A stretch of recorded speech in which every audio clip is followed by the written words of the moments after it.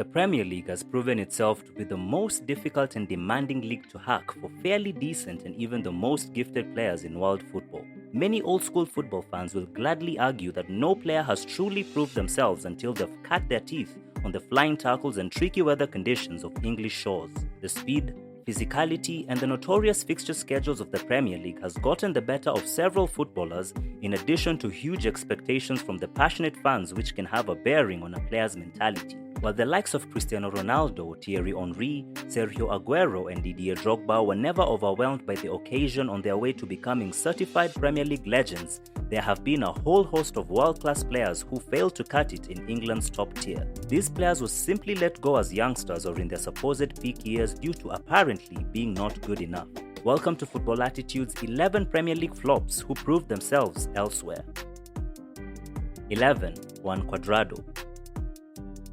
The versatile Colombian made a name for himself at Italian club Fiorentina before impressing for his national team at the 2014 FIFA World Cup. His performances earned him a move to Chelsea in February 2015 in a deal worth £26 million, which also saw Egyptian Mohamed Salah join Fiorentina on loan. Cuadrado was rather disappointing for Chelsea under manager Jose Mourinho in half a season with the club before being loaned out to Juventus for the next two campaigns. However, the winger rejuvenated his career while on loan at Juventus, immediately becoming a regular starter for the club. He earned himself a permanent move to Turin in 2017 in a deal worth €20 million and to date is still an integral member of Juve, with his ability to play as a winger, right back and wing back granting him the privilege of lifting 11 trophies with the Italian club. 10. Florian Thauvin. Newcastle paid £13 million to sign Thauvin from Marseille in 2015, but he lasted just half a season in the north of England, starting 4 times before being loaned back to Marseille. He then spent the entire 2016-17 season on loan at the Stade Velodrome before his return was made permanent. The Frenchman could justifiably say he did not flop in the Premier League and simply wasn't given a chance, but either way it must have been frustrating for Newcastle fans to see him score 26 goals in the 2017-18 French season. The winger provided a further 18 assists too and capped off a personal successful season with the World Cup winners' medal, albeit playing 1 minute in the tournament for Les Bleus. Not to forget, he also aided OM in reaching the 2018 Europa League final, which they eventually lost to Spanish club Atletico Madrid. In 2021, after finishing out his contract with the Olympians, Thauvin moved to Mexico to join up with his former Marseille teammate Andre Pierre Gignac at Tigres, where at the time of writing this, he's made 26 appearances with 5 goals and 3 assists. 9. Iago Aspas. Aspas enjoyed a couple of prolific seasons with Celta Vigo in La Liga before moving to Liverpool in 2013 in a deal worth £9 million. The Spaniard struggled to cope with the physicality of the Premier League and was largely used as an impact substitute by the Reds. He failed to score in his 14 Premier League appearances for the Merseyside club and was loaned out to Sevilla after just 1 season in 2014. Aspas found first-team action difficult to come by at the Andalusian club. However, his career got back on track when Sevilla, who signed him permanently in 2015, promptly sold him back to Celta. The striker scored 14 goals in his debut season and has continued to find the back of the net for Celta, winning the Zara Trophy in a record 3 consecutive seasons from 2017 to 2019, an award given to Spanish players with the highest goal tally in a La Liga season. Currently in his 7th season of his second stint with Los Celestes, Iago Aspas has made a total of 400+ appearances with a total of 150+ goals for the club. 8. Diego Forlan. To claim Forlan deserves to be considered a flop at Manchester United is questionable, with his efforts always appreciated by the Old Trafford faithful despite a lack of goals. It took 8 months for Forlan to score his first goal for Man United following his 2002 January transfer. However, he really endeared himself to United fans when he scored twice against Liverpool in 2003.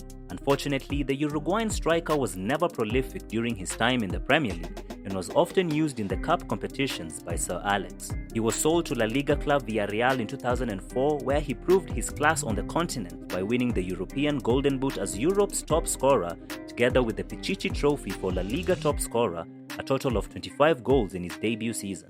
In 2007, Forlan joined another Spanish club in Atletico Madrid, where during the end of the 2008-9 season, he managed to again become the highest scorer in Spain and the whole of Europe, and by the time he left Madrid 2 years later in 2011, he had helped the club lift the Europa League trophy and the UEFA Super Cup. Forlan's total of 17 goals in 98 appearances while playing in England continues to look nonsensical when you remember he also won the 2010 World Cup Golden Ball for being the best player of the tournament while representing his home nation of Uruguay.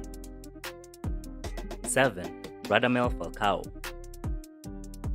Falcao was one of the world's most lethal strikers at his peak, banging them in for Porto and Atletico Madrid before he was stopped in his tracks by an ACL injury while he was playing for French club AS Monaco. After recovering, he spent 2 years on loan in the Premier League from the French club, first with Man United in the 2014-15 season and then at Chelsea the season after. The Colombian striker scored 5 goals in 36 league games across both seasons in Manchester and London, 4 with the Red Devils and a measly 1 with the Blues. To put Falcao's underwhelming time in the Premier League into perspective, this is the same player who had finished 5th in the Ballon d'Or race just 2 years before making the move to England. After returning to France, however, Falcao got back to something approaching his best as one of the more experienced players in a scintillating young Monaco team that won the league and reached the semi-finals of the Champions League. El Tigre scored 30 goals in 43 appearances during that campaign of 2016-17 and would go on to average a respectable 23 goals a season by the time he left France 2 years later. 6. Memphis Depay. When Man United beat PSG to the signing of Memphis for £25 million back in 2015, big things were expected of the talented Dutchman. Reunited with former Netherlands boss Louis van Gaal, he was handed the esteemed number 7 jersey with enormous expectations placed on his shoulders. However, after scoring 40 goals from out wide for PSV in just 90 appearances, Memphis managed an embarrassing 2 in the colours of United. That's despite spending 2 seasons and making 33 appearances for the Red Devils. After Van Gaal was sacked and replaced by Jose Mourinho, Memphis was sold to Ligue 1 side Lyon in the January transfer of 2017, having been starved of chances by the new manager. The Dutch forward enjoyed his football far more in France, scoring 63 goals in 139 appearances and was even instrumental in leading OL to the semis of the Champions League after defeating English heavyweights Man City in the 2019-20 edition. After his 4.5 seasons in France, Memphis had done enough to earn himself a move to Barcelona in 2021. To frustrate United fans even more, the Dutchman has made a strong start to life in Catalonia, scoring 13 goals in 36 appearances in his first season for a newly revamped Barca squad under former player and current manager Xavi. 5. Stefan Savic. Savic spent one campaign in the Premier League with Man City in 2011-2012 when he joined from Partizan Belgrade more than a decade ago. The Sky Blues went on to win a dramatic title race in 2012 during the defender's time at the club, but he made just 11 appearances in the Premier League and 3 in the Champions League during that campaign. Although Savic showed flashes of form in some games, he displayed many instances of nervousness which led to misplaced passes, clearances, and overall defensive blunders. Possibly his most memorable moment was being brutally substituted at halftime by then-manager Roberto Mancini in a League Cup semi-final exit to Liverpool when he looked utterly out of his depth in a deflating night at Anfield. Despite that, there was some inside the club that could see his potential, but he was sold shortly after to Italian club Fiorentina as Mattia Nastasic, another ultimately underwhelming centre-back signing for City, joined in a cash plus player swap deal. His time in Serie A gave Savic opportunity to grow as a competent centre-back, and when he finally joined Diego Simeone at Atletico in 2015, he found a manager that appreciated his style of defending. Savic battled and developed himself into one of the best defenders in Europe, making over 200 appearances and counting for the Madrid side, on the way to winning La Liga, the Europa League, and the UEFA Super Cup. 4. Jerome Boateng. The German centre-half arrived at Manchester City before the start of the 2010-11 season from Hamburg for a transfer fee of around £10.4 million. Boateng spent the majority of his time at right-back, a position that he wasn't all too comfortable playing, with the likes of Pablo Zabaleta, Alex Kolarov, and Michael Richards ahead of him in the full-back pecking order. In the middle of the defensive backline, his preferred position, he failed to dislodge the brilliant centre-back pairing of captain Vincent Kompany and Julian Lescott. It also didn't help Boateng's case when midway through the season he had a training ground bust-up with Mario Balotelli, with the two men having to be separated after coming to blows with each other. After failing to prove his prowess, he departed the Etihad at the end of the single season, having made 24 total appearances, and despite not making the final squad, won the 2011 FA Cup with the Citizens. German heavyweights Bayern Munich saw potential in the young defender and gladly paid £15 million for his services. Finally getting to show the football world his defensive class, Boateng won 20 major honours with Bayern, including 8 consecutive Bundesliga titles and 2 Champions League trophies. Aside from that, at international level with Germany, the defender became an integral part of the squad that reached 2 Euro semi-finals and won the 2014 World Cup, the nation's first since clinching it in 1990. 3. Serge Gnabry. Gnabry joined Arsenal's youth academy as a 16-year-old, and at the time, the transfer was seen as a major coup, with many pundits hailing the young winger as the future of German football. Unfortunately, during his senior period from 2012 to 2015, his uninspiring form saw him frozen out of the Arsenal side, making only 11 appearances in the Premier League. Gnabry was then sent to West Brom on a season-long loan to gain more first-team experience during the 2015-16 campaign, where he also failed to impress. After making a total of 3 appearances in all competitions, then Baggies manager Tony Pulis would later claim that the winger was not good enough to play for West Brom. Mind you, West Brom finished 14th at the end of that season, so the statement definitely sounded like an insult towards the young German. In search of first-team football and respect, Gnabry returned to his homeland in 2016 after he was sold by Arsenal and impressed at Bundesliga side Werder Bremen, scoring 11 goals in 27 appearances. A year later, Gnabry earned a move to German giants Bayern Munich, where he went from strength to strength.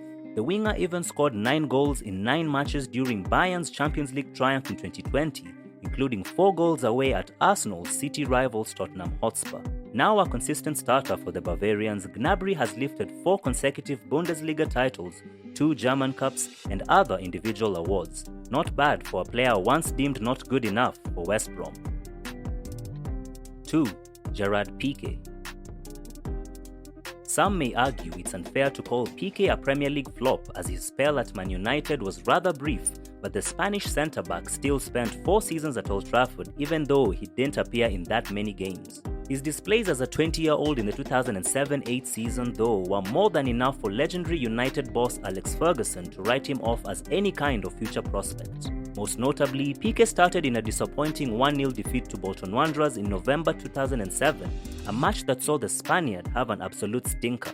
Not only did he fail to contain Bolton's forward Nicola Anelka, but he also missed an easy header to allow the Frenchman to score the winning goal. Piqué himself has said his performance in that match was enough to make Ferguson's mind up, and it came as no surprise when he was sold back to his boyhood club Barcelona in the summer of 2008. What came as a surprise, however, is the success the centre-back has had since returning to the Camp Nou. By the end of the 2008-9 campaign, Piqué was a starter in what is now widely considered one of the greatest teams of all time, as the season saw Barca complete an epic treble, winning La Liga, the Copa del Rey, and the UEFA Champions League under the guidance of one of their very own, Pep Guardiola. Piqué has since gone on to win a further 27 trophies with the Blaugrana, making over 500 appearances on the way to solidifying himself as a bona fide Barca legend. In addition to contributing to his club's successes, the defender also won the 2010 World Cup and 2012 Euros with Spain.